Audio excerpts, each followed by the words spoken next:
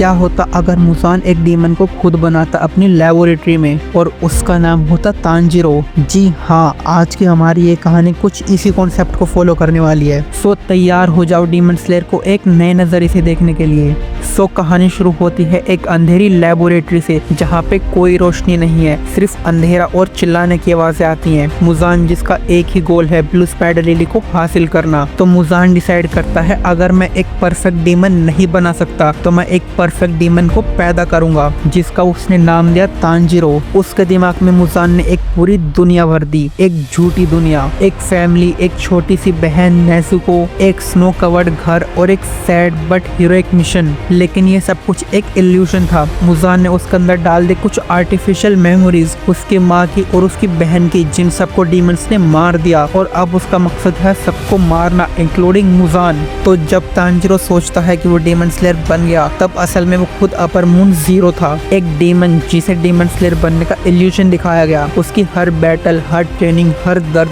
बस एक सिमुलेशन था, एक मैनिपुलेशन। ज़ेनित्सु, इनोसुके, ये सब भी मुजान के कंट्रोल के अंदर बनाए गए एक इल्यूशन था। हर बार जब तांजिरो किसी को बचाता था तो उसके डीमन पार्ट्स अंदर से हंस रहे होते थे। तांजिरो का ब्रीथिंग टेक्निक भी असली नहीं था, वाटर ब्रीथिंग एक्चुअली में एक ब्लड डीमन आर्ट था। और नेजुको वो तो कप की एक्सपेरिमेंट नंबर 001 थी और तांजिरो एक्सपेरिमेंट नंबर 002।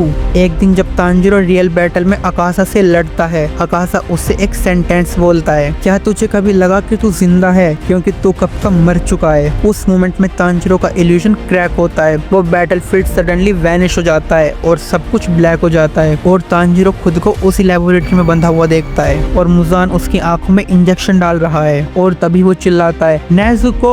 पर नेजुको अब कोई छोटी लड़की नहीं है, वो पूरी डीमन क्वीन बन चुकी है। नेजुको उसे बताती है हम कभी इंसान थे ही नहीं भाई, हम दोनों मुजान के क्रिएशन है। तुम्हें बस एक झूठी दुनिया दिखाई गई थी जिसमें तुम एक हीरो बन सके, लेकिन असल में तुम एक मॉन्स्टर हो। और वो फिर एक मिरर तांजिरो को दिखाती है जिसमें तांजिरो का असली रूप दिखाई देता है, रेड आइस, ब्लैक क्वींस और डेमोनिक हॉर्न्स। मुजान के असिस्टेंट की आवाज आती है, subject 002 now aware of his real identity. लेकिन मुजान अब वीक हो चुका है, उसकी लाइफ स्पैन खत्म हो रही थी और उसने अपने पूरे ब्लड को तांजिरो में इंजेक्ट कर दिया। अब तांजिरो के अंदर वो सब कुछ है, सन ब्रीथिंग, ब्लड डीमन आर्ट और इल्यूशन मैनिपुलेशन, और साथ ही एक ब्रोकन हीरो जिसे बस अब रिवेंज चाहिए।